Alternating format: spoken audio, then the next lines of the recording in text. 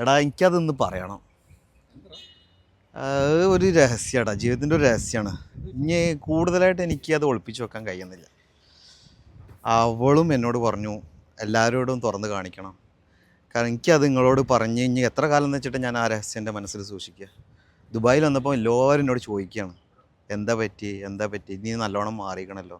നല്ലോണം മാറിക്കണം. അത് പല കാരണങ്ങളുണ്ടായിന്, നിങ്ങൾക്കറിയാലോ.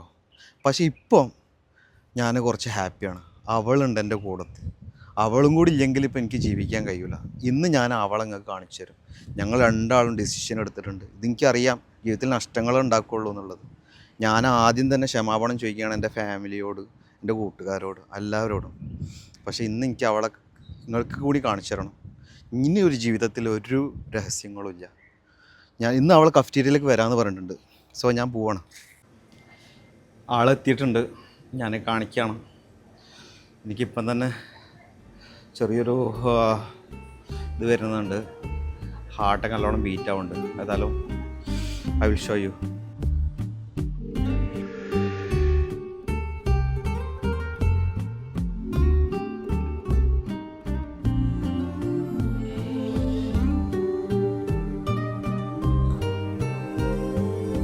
ഇതാണ്, ഇവളില്ലാണ്ട് എനിക്ക് പറ്റില്ല.